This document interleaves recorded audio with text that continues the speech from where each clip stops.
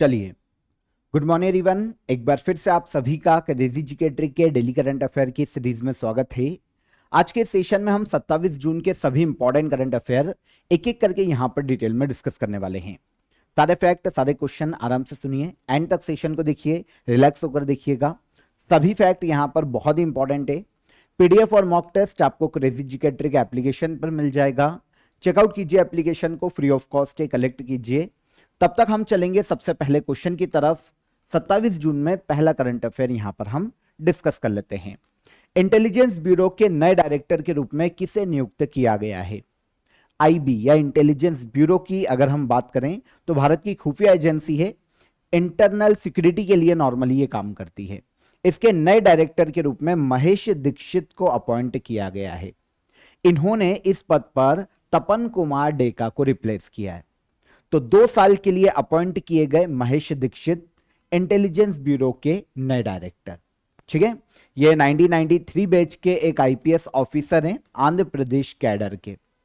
तो महेश दीक्षित को intelligence bureau या आईबी का नया डायरेक्टर अपॉइंट किया गया तपन कुमार डेका के स्थान पर। इनका कार्यकाल 2 साल का होने वाला है। आगे फिर इनके कार्यकाल को एक्सटेंशन दिया जाए वो बात की बात है, लेकिन 2 साल के लिए अभी इस पद पर महेश दीक्षित को नियुक्त किया गया है। आईबी के नए डायरेक्टर, इनको इंटरनल सिक्योरिटी, काउंटर टेररिज्म और इंटेलिजेंस ऑपरेशन में काफी लंबा एक्सपीरियंस है, इसीलिए महेश दीक्षित को आईबी का नया डायरेक्टर बनाया गया है। जैसा कि मैंने आपको शुरुआत में बताया, आईबी क्या करता है, तो एक इंटरनल इंटेलिजेंस एजेंसी है, इंटरनल सिक्योरिटी के लिए नॉर्मली ये काम करती है। 1887 में आईबी की स्थापना की गई थी। नई दिल्ली में इसका हेडक्वार्टर देखने को मिलता है और गृह मंत्रालय के अंतर्गत आईबी कार्य करता है। आगे आएंगे, अंबुबाची मेला हर वर्ष किस राज्य में आयोजित किया जाता है? Very very important. आपको पता है आर्ट एंड कल्चर से नॉर्मली ये जो क्वेश्चन है काफी पूछा जाता है। आर्ट एंड कल्चर से ये हमें हर एग्जाम में देखने को मिलता है, तो इसको याद रखिएगा। अंबुबाची मेला यह आयोजित किया जाता है भारत के असम राज्य में। कहां पर? असम। असम में एक मंदिर देखने को मिलता है जिसका नाम है कामाख्या देवी मंदिर। भारत में 51 शक्तिपीठ है। वर्तमान में कुछ शक्तिपीठ भारत के जो नेबर कंट्रीज है वहां भी देखने को मिलते हैं। टोटल ऐसे 51 शक्तिपीठ है। इनमें से एक है असम का कामाख्या देवी मंदिर। तंत्र विद्या के लिए सबसे ज्यादा जाना जाता है। तो असम के कामाख्या देवी मंदिर में अंबुबाची मेले का आयोजन किया जाता है। यह जो मेला है ना, 4 दिवसीय मेला है, मतलब 4 दिन तक इसका आयोजन किया जाता है। इस बार 22 से लेकर 26 जून 2026 तक इसका आयोजन किया गया कामाख्या टेम्पल, गुवाहाटी, असम में। असम का सबसे प्रसिद्ध धार्मिक मेला हर वर्ष कामाख्या टेम्पल पर आयोजित किया जाता है और स्पेशली मां कामाख्या की यहां पर आराधना की जाती है, पूजा की जाती है। और इस समय ये जो टाइम है ना अंबुबाची मेले का, मां कामाख्या का जो वार्षिक रजस्वला स्थिति है वो मानी जाती है। मतलब जिसको हम मेंस्ट्रुएशन या फिर एनुअल मेंस्ट्रुएशन या फिर माहवारी जो बोलते हैं, तो उस समय को माना जाता है, उसका ही प्रतीक के रूप में से मनाया जाता है। और 3 दिन तक यहां पर यह मंदिर बंद रहता है। 3 दिन बंद किया जाता है और फिर 25 जून को मतलब मंदिर की साफ सफाई करके इसे एक बार फिर से खोला जाता है। नारी शक्ति के स्वरूप के रूप में जो देवी है, सृष्टि या फिर फर्टिलिटी की देवी के रूप में इन्हें पूजा जाता है। तो नारी शक्ति का स्वरूप माना जाता है मां कामाख्या देवी को। और यहीं पर जो कामाख्या टेम्पल है वहां पर अंबुबाची का मेला 4 दिन तक आयोजित किया जाता है। मंदिर कितने दिन बंद रहता है ये क्वेश्चन आया हुआ है एसएससी में। तो 3 दिन तक मंदिर बंद रहता है और उसके बाद श्रद्धालुओं के लिए खोला जाता है। अगर हम ये टेम्पल की लोकेशन देखते हैं, क्वेश्चन ये भी आता है कि किस पर्वत पर है, तो नीलांचल पर्वत पर देखने को मिलता है गुवाहाटी में कामाख्या टेम्पल। ठीक है, भारत के 51 शक्तिपीठ में से एक मूल मंदिर जो है 8वीं 9वीं सेंचुरी में इसका निर्माण किया गया था। आगे अलग अलग डायनेस्टी के जो शासक आए थे उन्होंने इसका पुनर्निर्माण भी किया है। जैसे एक कोच डायनेस्टी का शासन था कभी दक्षिण पूर्वी भारत में, तो उसके एक शासक रहे 1565 में, उन्होंने इसका पुनर्निर्माण करवाया। फिर अहोम शासक आए, उन्होंने भी इसका पुनर्निर्माण करवाया। तो अलग अलग शासकों के शासनकाल में इस मंदिर का विस्तार देखने को मिला है। कामाख्या टेम्पल गुवाहाटी असम में है, नीलांचल पर्वत पर स्थित। यहीं पर अंबुबाची मेला आयोजित किया जाता है। आर्मेनिया के प्रधानमंत्री के रूप में दोबारा कौन निर्वाचित हुए हैं? आर्मेनिया जो कि एक वेस्टर्न एशियाई कंट्री है ना, पश्चिम एशियाई देश है आर्मेनिया। इसके प्रधानमंत्री एक बार फिर से बने हैं निकोल पशिन्यान। तो निकोल पशिन्यान आर्मेनिया के एक बार फिर से प्रधानमंत्री के रूप में चुने गए। निकोल पशिन्यान और इनकी जो पार्टी है सिविल कॉन्ट्रैक्ट पार्टी, इन्होंने अभी यहां पर जो पार्लियामेंट्री इलेक्शन हुए हैं उसमें 49% से ज्यादा इनको वोट मिला है। और उसके बाद एक बार फिर से टेन्योर के लिए ये प्राइम मिनिस्टर के रूप में अपॉइंट किए गए। सबसे पहली बार निकोल जो हैं 2018 में, उस वक्त जो पार्टी सत्ता में थी उसके खिलाफ एक पीसफुल प्रोटेस्ट हुआ था, जनता ने प्रोटेस्ट किया था, वेलवेट रिवॉल्यूशन के नाम से जाना जाता है। तो इस रिवॉल्यूशन में जो उस वक्त सत्ता पक्ष था उसकी गवर्नमेंट चली जाती है और इस रिवॉल्यूशन से उभर के आते हैं और उस वक्त अपनी सरकार बनाते हैं निकोल पशिन्यान, और ये 2018 में पीएम बन जाते हैं। उसके बाद 2021 में जब पार्लियामेंट्री इलेक्शन होते हैं तो इन्हीं की पार्टी सिविल कॉन्ट्रैक्ट पार्टी जीत कर आती है और ये दूसरी बार पीएम बनते। और अब फाइनली 2026 में एक बार फिर से ये पीएम बने हैं आर्मेनिया के। 2025 में पता है ईरान में जब गृह युद्ध की स्थिति थी तो वहां से इंडियंस को निकालने के लिए भारतीय सरकार ने जो ऑपरेशन चलाया था, ऑपरेशन सिंधु, उस समय अपना देश का रूट दिया था आर्मेनिया ने इंडिया को कि आप अपने नागरिक को निकाल लो। तो आर्मेनिया इंडिया का भी एक क्लोज फ्रेंड माना जाता है, ठीक है ना। ऑपरेशन सिंधु के तहत आर्मेनिया ने ईरान आर्मेनिया लैंड रूट को खोला था ताकि इंडियंस को वहां से निकाला जा सके। और आर्मेनिया की एक नेबर कंट्री है जिसका नाम है अजरबैजान। आर्मेनिया और अजरबैजान के मध्य में एक क्षेत्र है जिसे कहा जाता है नगोनो काराबाख रीजन। ये वैसे है तो अजरबैजान की टेरिटरी में, लेकिन आर्मेनिया और अजरबैजान के मध्य में ये एक डिस्प्यूटेड एरिया है। तो ये भी क्वेश्चन आ सकता है कि नागोर्नो कराबाख रीजन को लेकर किन दो देशों के में विवाद है, तो यह है आर्मेनिया और अजरबैजान, ठीक है। इन दोनों देशों के मध्य में विवाद देखने को मिलता है। तो ठीक है, हमारा क्वेश्चन आर्मेनिया के एक बार फिर से पीएम कौन बने ये हैं, तो निकोल पशिन्यान ये एक बार फिर से आर्मेनिया के पीएम बने हैं तीसरी बार। आर्मेनिया की कैपिटल है येरेवन। यहां पर आर्मेनियन ड्राम को ऑफिशियल करेंसी के रूप में यूज किया जाता है। निकोल यहां के पीएम बन गए और वेस्टर्न एशियाई कंट्री है जिसका नाम है Armenia. ISSF junior world championship 2026 की मेडल टेली में कौन सा देश पहले स्थान पर रहा है? ISSF junior world championship shooting event है, शूटिंग की चैंपियनशिप है। इसमें मेडल टेली में पहले स्थान पर रहा है इंडिया। जूनियर शूटिंग चैंपियनशिप है, मतलब 21 साल से कम उम्र के जो शूटिंग के खिलाड़ी है वो यहां पर पार्टिसिपेट करते हैं। तो आईएसएसएफ जूनियर वर्ल्ड चैंपियनशिप 2026, इसके मेडल टेली में इंडिया पहले स्थान पर रहा है। आयोजन कहां हुआ? तो इसका आयोजन जर्मनी के सुहल शहर में किया गया। जर्मनी के सुहल में आयोजित ये 5वां एडिशन था आईएसएसएफ जूनियर वर्ल्ड चैंपियनशिप का। 5वां एडिशन है, 2017 में पहली बार ये शुरू किया गया था। तो इंडिया ने काफी अच्छा परफॉर्मेंस दिखाया है। इंडिया ने टोटल 7 गोल्ड, 8 सिल्वर और 10 ब्रॉन्ज मेडल इस चैंपियनशिप में अपने नाम किए। तो टोटल देखें 25 मेडल के साथ इंडिया मेडल टेली में पहले स्थान पर रहा। लगातार दूसरी बार चैंपियनशिप में इंडिया ने पहला स्थान प्राप्त किया है, क्योंकि इसके पहले 2000 लास्ट जो इवेंट था, जो चौथा एडिशन था, वो पेरू के लीमा में आयोजित किया गया था। उस वक्त इंडिया चैंपियनशिप में 24 मेडल के साथ पहले स्थान पर रहा था और अब 25 मेडल के साथ इंडिया पहले स्थान पर रहा है। 7 gold, 8 silver, 10 bronze. Individual neutral athletes ये सेकेंड रैंक पर रहे 14 मेडल के साथ। थर्ड पर इटली रहा है 10 मेडल के साथ। तो ये टॉप 3 है, इंडिया पहली रैंक पर है, तो इंडिया ही इंपॉर्टेंट हो जाता है, इसको आप याद रख लेना। आईएसएसएफ जूनियर वर्ल्ड चैंपियनशिप 2026, इसमें एक जूनियर वर्ल्ड रिकॉर्ड भी बना है शूटिंग में। आपको पता है अभिनव शॉ और एक संभावी क्षीरसागर, ये दो हमारे जो शूटर है ना, इन्होंने 10 metre air rifle mixed team event में गोल्ड मेडल जीता है। 505 इनके टोटल पॉइंट रहे, जूनियर वर्ल्ड रिकॉर्ड है आज तक का।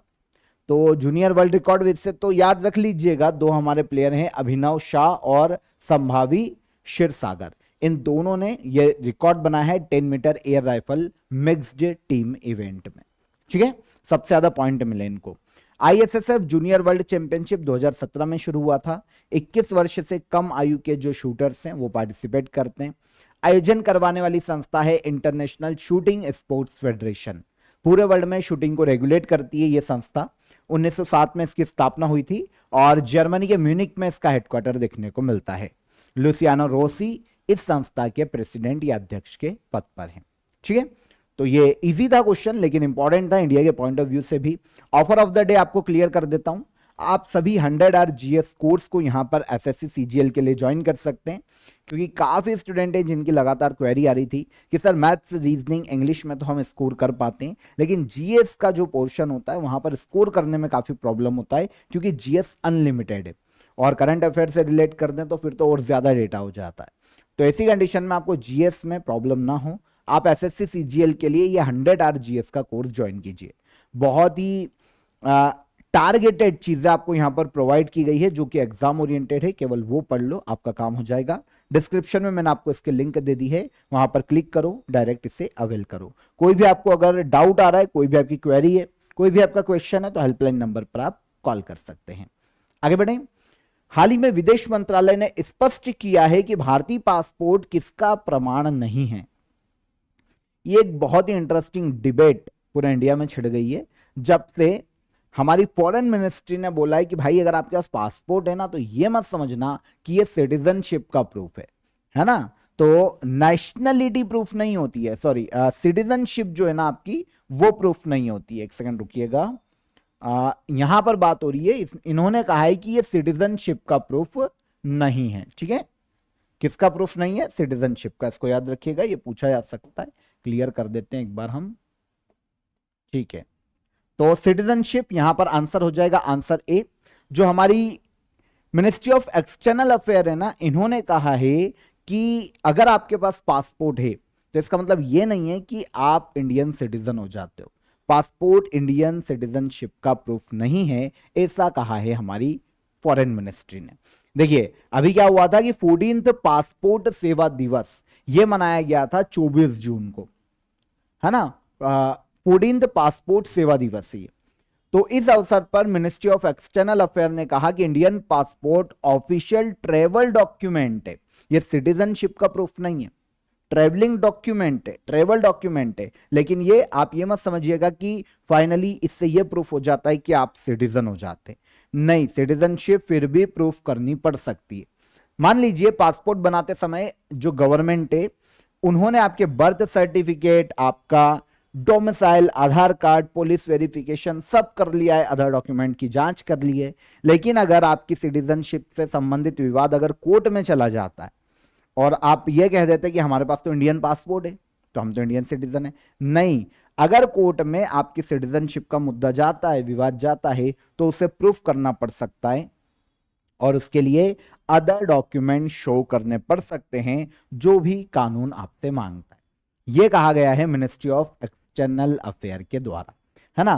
तो यह सिटीजनशिप का प्रूफ नहीं है, ऐसा कहा गया था मिनिस्ट्री ऑफ एक्सटर्नल अफेयर के द्वारा।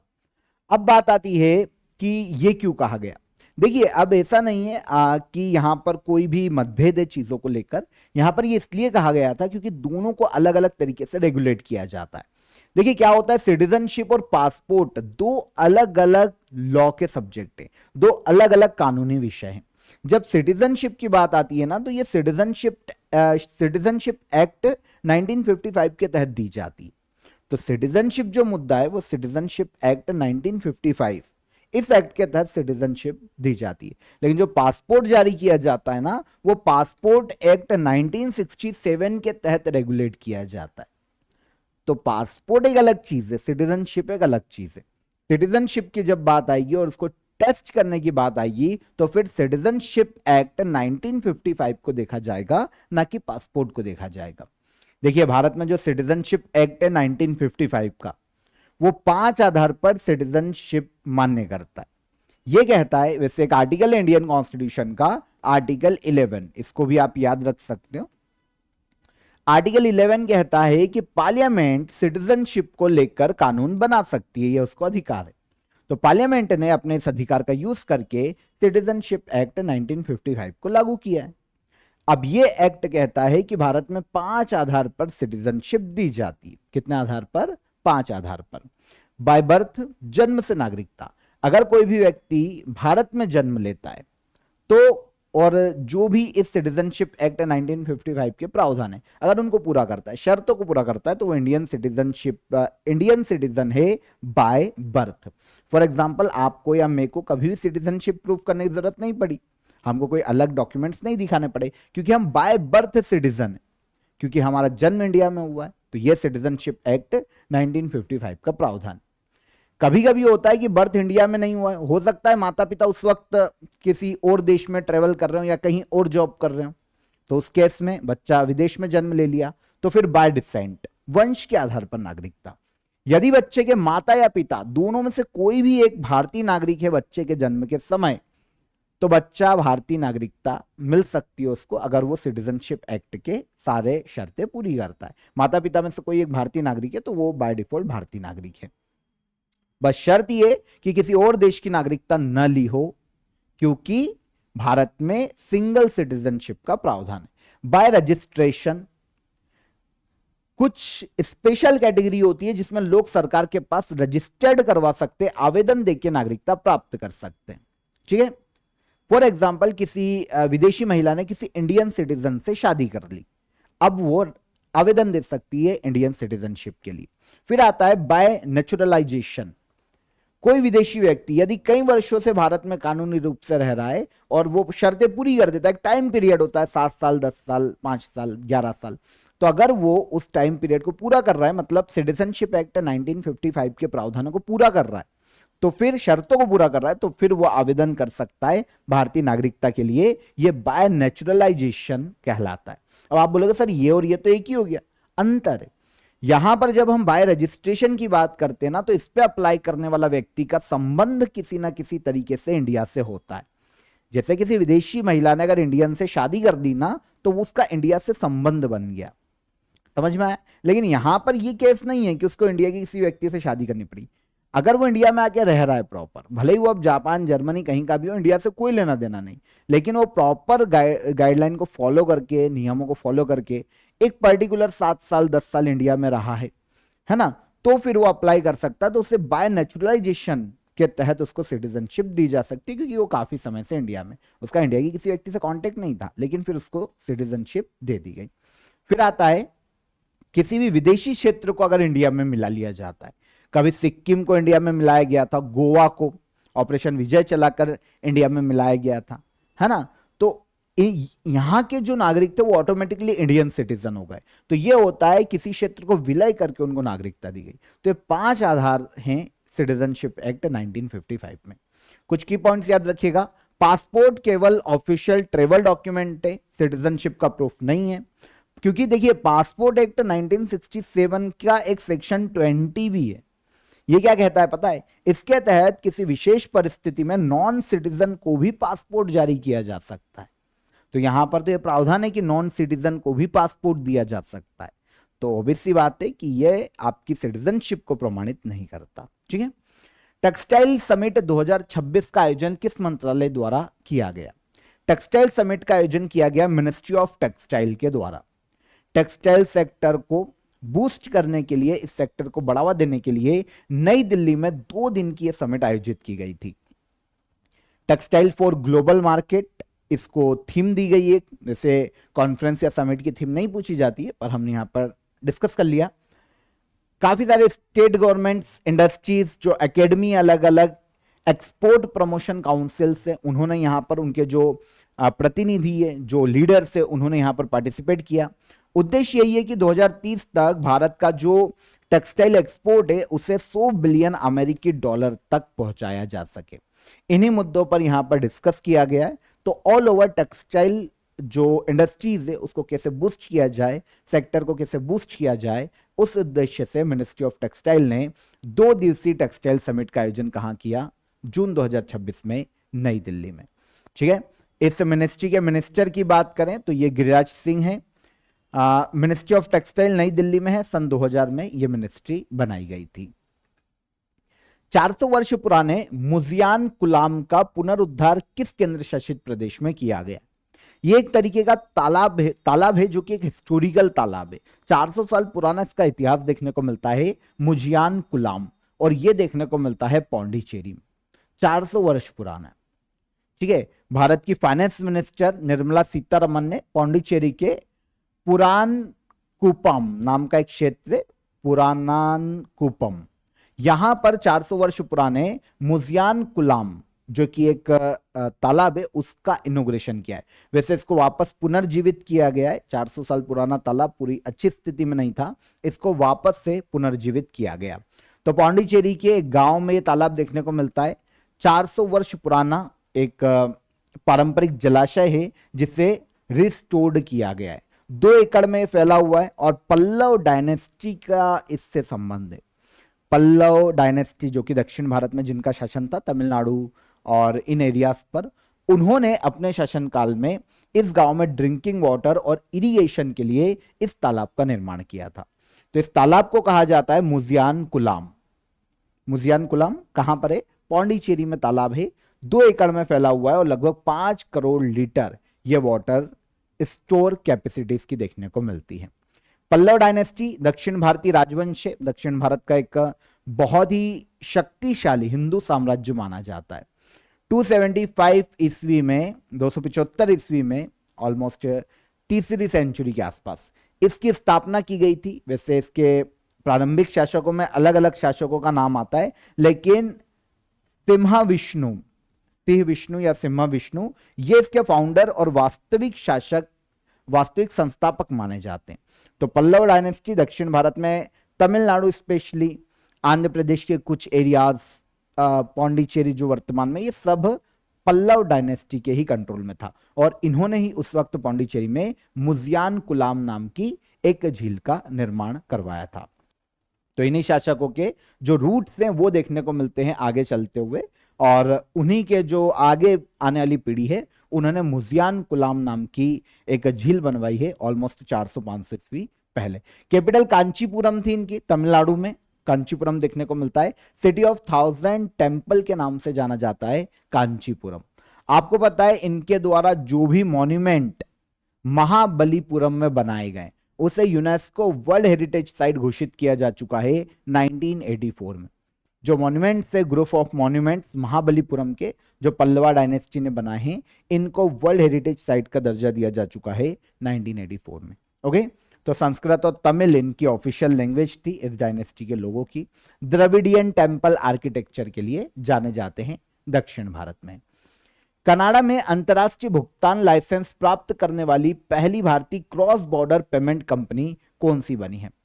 तो कनाडा में स्पेशली इंटरनेशनल पेमेंट लाइसेंस प्राप्त करने वाली पहली क्रॉस बॉर्डर पेमेंट कंपनी बनी है, इसका नाम है स्काइडो। तो स्काइडो को कनाडा में इंटरनेशनल पेमेंट लाइसेंस मिल गया है और कनाडा में ये लाइसेंस प्राप्त करने वाली इंडिया की पहली कंपनी। याद रखना, फिर रिपीट कर रहा हूं, कनाडा में, इंटरनेशनली बात नहीं कर रहा हूं, कनाडा में ये लाइसेंस प्राप्त करने वाली पहली इंडियन कंपनी बनी है। विदेश में रेगुलेटरी अप्रूवल इसको दिया गया है, क्रॉस बॉर्डर पेमेंट कंपनी बन गई है।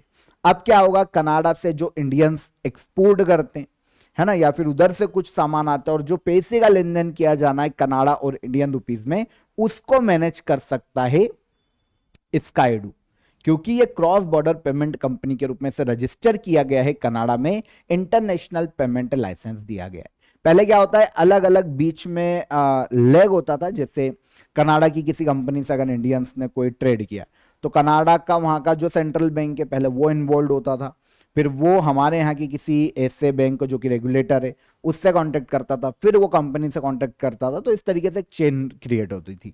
लेकिन अब क्या होगा कि स्काईडू डायरेक्ट पेमेंट को लेन देन कर पाएगा, क्योंकि क्रॉस बॉर्डर पेमेंट कंपनी बनी है ये कनाडा में, जिसे इंटरनेशनल पेमेंट लाइसेंस मिला है, और ये एक इंडियन कंपनी है। ठीक है, समझ में आया होगा, क्रॉस बॉर्डर पेमेंट भी समझ में आ गया होगा।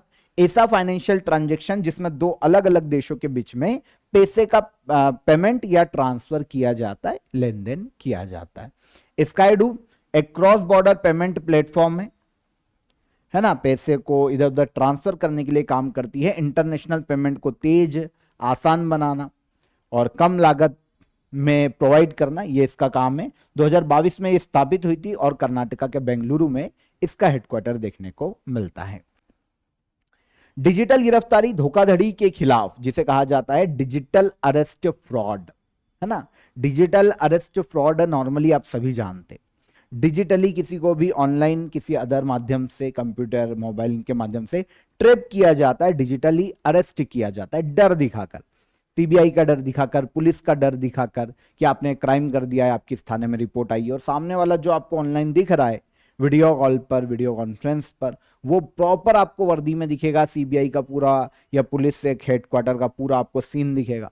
तो इससे क्या होता है, कोई आम नागरिक है ना जिसके पास अवेयरनेस नहीं है, जो अवेयर नहीं है, वो डर जाता है, और डर के फिर ये जितना बोलते हैं पैसा ट्रांसफर कर देता है। ये होता है डिजिटल अरेस्ट, मतलब वो अपने घर में ही अरेस्ट हो गया, डिजिटली उसको अरेस्ट किया गया है। तो ये एक तरीके का फ्रॉड है। तो डिजिटल अरेस्ट फ्रॉड के खिलाफ एक ऑपरेशन चलाया गया है, ऑपरेशन चक्र 6, और ये चलाया है सेंट्रल ब्यूरो ऑफ इन्वेस्टिगेशन या सीबीआई ने। ठीक है, तो central bureau of investigation CBI, इसने डिजिटल अरेस्ट फ्रॉड के खिलाफ ऑपरेशन चक्र 6 की शुरुआत की। वैसे ये समय समय पर ऐसे ऑपरेशन चलाते रहते, तो ये जो ऑपरेशन चक्र है ना, वो पहली बार चलाया गया था 2022 में।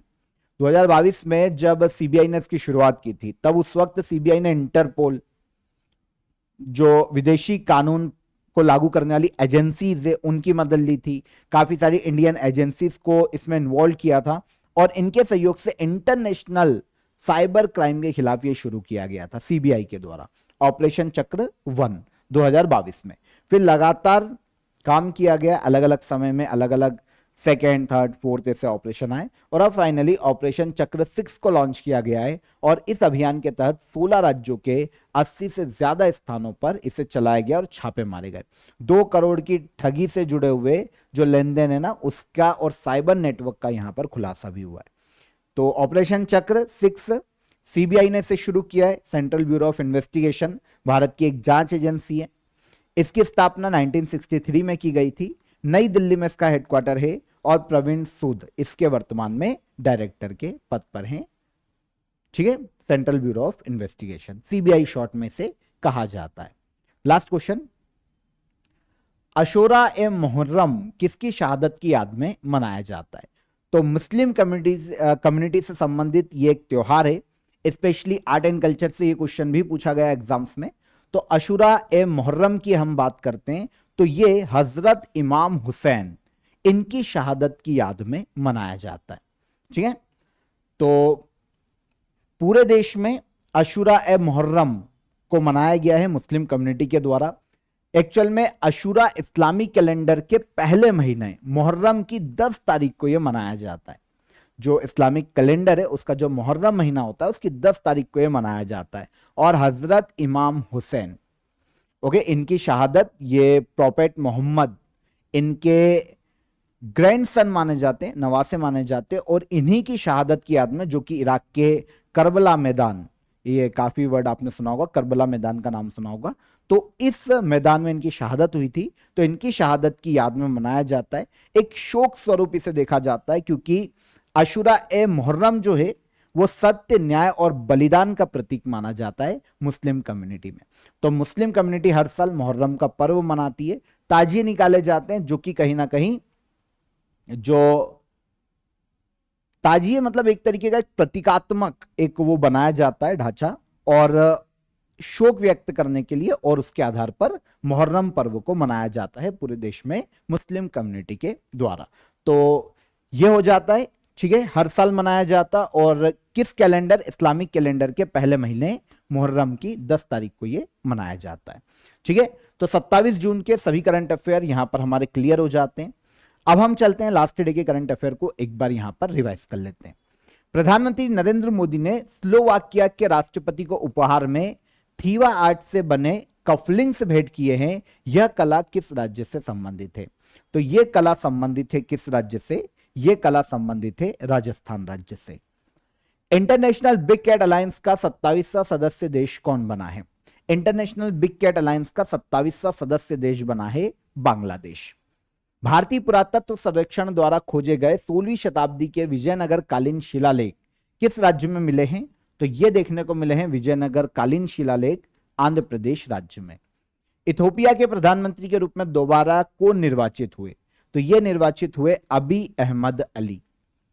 इबोला डिसीज की हेल्थ स्क्रीनिंग के लिए एयर सुविधा 2.0 पोर्टल किस मंत्रालय के द्वारा लॉन्च किया गया?